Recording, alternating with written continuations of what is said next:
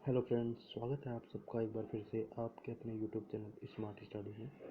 तो मैं आज आपके लिए लेकर आया हूँ 15 मई से जितने भी इम्पोर्टेंट करंट अफेयर के क्वेश्चन बनते हैं वो सब इस वीडियो में लेकर आया हूँ। तो चलिए स्टार्ट करते हैं। पहला है, पीएम मोदी ने आत्मनिर्भर भारत अभियान के तहत भारतीय अर्थव्यवस्था को पुनर्जीवित करने के लिए घोषित मूल्य का जो किया है वो 10% GDP के बराबर है। क्या है? तो जो घोषित पैकेज किया है वो 20 लाख करोड़ रुपए का जो घोषित किया है। तो 12 मई 2020 को जो राष्ट्र को संबोधित करते हुए प्रधानमंत्री मोदी ने 20 लाख करोड़ रुपए के प्रोत्साहन पैकेज की घोषणा की है, जो कि भारत के GDP के लगभग 10% के बराबर है। यह पैकेज भारतीय अर्थव्यवस्था को पुनर्जीवित करने का एक प्रयास है, जो कि कोविड-19 को नियंत्रित करने के लिए लगाए गए लॉकडाउन के बीच आसन थ्रेट का सामना कर रहा है। उन्होंने लॉकडाउन 4.0 की भी घोषणा की, जिसका विवरण 18 मई 2000 पहले से खुलासा किया जाएगा। योजना के विवरण को आत्मनिर्भर भारत अभियान या आत्मनिर्भर भारत के रूप में करार दिया गया है, जो 13 मई 2020 की सुबह निर्मला सीतारमण द्वारा प्रदान किया जाएगा। अगला है, तमिलनाडु से तंजावुर नेटिकाम और अरंबूर लकड़ी कार्विंग और तेलंगाना के तेलिया रुमाल कपड़ा और सोहराई कवर के साथ GI टैग प्राप्त हुआ है। यह किस भारतीय राज्य की पेंटिंग है? तो जो ये पेंटिंग है वो झारखंड राज्य की एक पेंटिंग है। तो चेन्नई तमिलनाडु में मुख्यालय वाले भौगोलिक संकेत रजिस्ट्री ने 3 राज्यों के 4 नए उत्पादों के लिए भौगोलिक संकेत या जियोग्राफिकल इंडिकेशन कह सकते हैं टैग प्राप्त की है। जो झारखंड के सोहराई कोर पेंटिंग को और तेलंगाना के तेलिया रुमाल कपड़े को, जो कि कपास करघा के साथ एक जटिल हस्तनिर्मित काम है, और तंजावुर नेट्टी काम और अरंबूर लकड़ी कार्विंग जो कि तमिलनाडु के है, को नवीनतम GI सूची में शामिल किया है। अगला है, कोविड-19 के प्रचलन की निगरानी के लिए ICMR ने किस संगठन के साथ साथ चयनित जिलों में जनसंख्या आधारित सेरो सर्वे शुरू किया है? तो जो राष्ट्रीय रोग नियंत्रण केंद्र है उसके साथ जो कि शुरू किया है।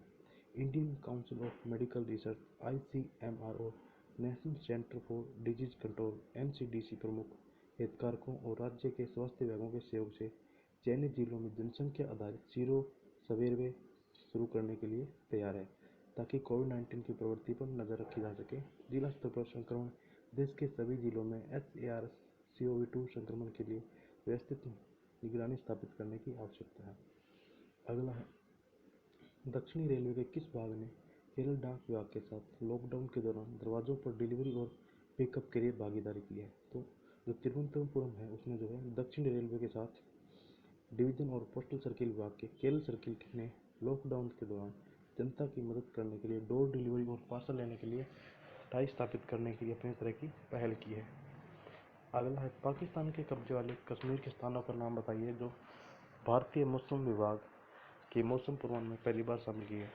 तो गिलगित बाल्टिस्तान और मुजफ्फराबाद जो पहला और दूसरा ये दोनों हैं वो शामिल किए गए हैं। अगला है, उस संगठन का नाम बताइए जिसने जोए अल्वारेज द्वारा लिखित और संगीत रचना यूनाइटेड वी फाइट शुरू की थी। तो भारतीय सांस्कृतिक संबंध परिषद ने है जो है वो जोए अल्वारेज द्वारा लिखित और संगीत रचना यूनाइटेड वी फाइट की शुरू की थी। अगला है, उस भारतीय राज्य का नाम बताइए जिसके पास 2017 में भारत में अंडर 5 और नवजात मृत्यु दर जानों की उपनगरीय मानचित्रण global burden of disease study 2000 से 2017 के अनुसार सबसे अधिक संख्या में अंडर 5 और नवजात मौतें हैं। तो उत्तर प्रदेश राज्य में जो है वो अंडर 5 नवजात मृत्यु में जो है सबसे ज़्यादा है, मतलब कि सबसे ज़्यादा खराब प्रदर्शन किया है। और अगला क्वेश्चन है, कोविड-19 से लड़ने के लिए शंघाई स्थित ब्रिक्स के न्यू डेवलपमेंट बैंक ने भारत को ऋण के रूप में कितना अनुदान दिया है? तो जो ब्रिक्स का जो न्यू डेवलपमेंट बैंक है उसने जो है भारत को $1 बिलियन का जो है वो सहायता ऋण देने के लिए, आपातकालीन सहायता ऋण देने के लिए ऐलान किया है। अगला है, किस देश के रोग नियंत्रण और रोकथाम केंद्र CDC ने कोविड-19 का मुकाबला करने के लिए भारत को $3.6 मिलियन अमेरिकी डॉलर देने का वादा किया? तो जो संयुक्त राज्य अमेरिका का रोग नियंत्रण और रोकथाम केंद्र है उसने जो है कोविड-19 का मुकाबला करने के लिए भारत को $3.6 मिलियन अमेरिकी डॉलर देने का वादा किया है, जो कि लगभग 27 करोड़ रुपए होते हैं। अगला है, मध्य प्रदेश सरकार ने गरीबों और दलित समुदायों के जीवन को मजबूत करने के लिए संबल योजना को फिर से शुरू किया है। मध्य प्रदेश का राज्यपाल कौन है? तो जो मध्य प्रदेश का राज्यपाल है वो है लालजी टंडन, और जो मुख्य प्रदेश के जो सीएम है वो है शिवराज सिंह चौहान।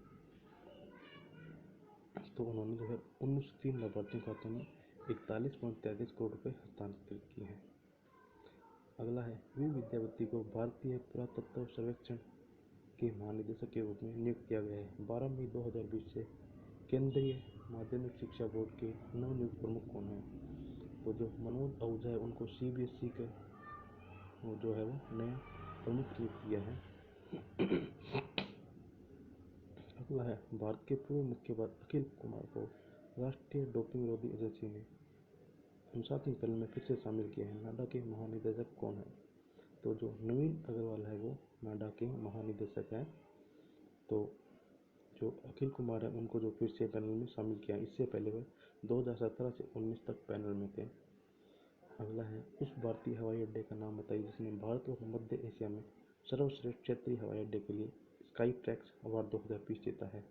तो जो कैंपेगौड़ा अंतर्राष्ट्रीय हवाई अड्डा है बेंगलुरु का, उसने जो है मध्य एशिया और भारत के सर्वश्रेष्ठ क्षेत्रीय हवाई अड्डे के लिए स्काई ट्रैक्स पुरस्कार जीता है।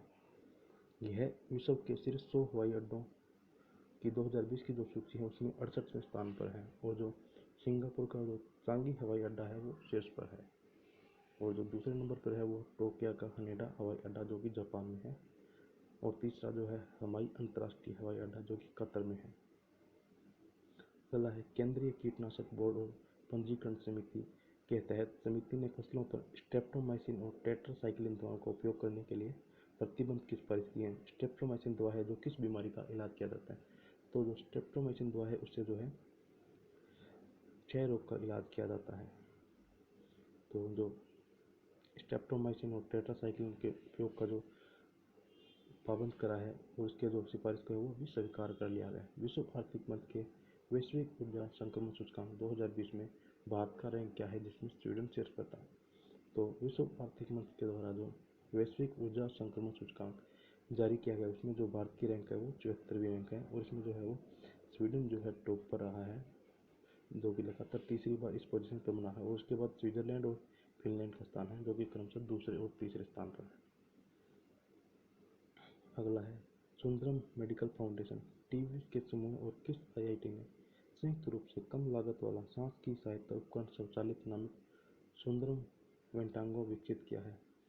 तो जो आईआईटी मद्रास और सुंदरम मेडिकल फाउंडेशन टीवीएस का जो समूह उन्होंने जो मिलकर है ये सुंदरम वेंटांगो विकसित किया है जो कि सांस में सहायता का उपकरण है।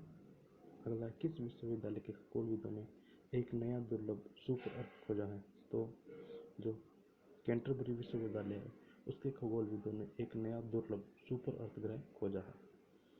अगला है, दक्षिण अफ्रीका और अमेरिका के वैज्ञानिक एक्स आकार वाले रेडियो आकाशगंगाओं के रहस्य को सुलझाने के लिए किस दूरबीन का उपयोग करते हैं? तो जो मिरकेट दूरबीन का जो दक्षिण अफ्रीकी और अमेरिका के वैज्ञानिक एक्स आकार वाले रेडियो आकाशगंगाओं को के जो रहस्य उसको सुलझाने के लिए उपयोग करते हैं। अगला है, मनमीत सिंह वालिया जिनका हाल ही में निधन हो गया वह किस खेल से जुड़े हैं? तो जो मनमीत सिंह वालिया है वो टेबल टेनिस खेल से संबंध रखते हैं। उनका जो है भी कनाडा के मॉन्ट्रियल में 58 की आयु में निधन हो गया है। अगला है, बेसी रेजिना नॉरिस बेटी राइट जो हाल ही में खबरों में एक प्रसिद्ध सिंगर है। अगला है, उस मंत्रालय का नाम बताइए जिसने चैंपियन पोर्टल एक प्रौद्योगिकी संचालित नियंत्रण कक्ष है प्रबंधन सूचना प्रणाली की शुरुआत की है?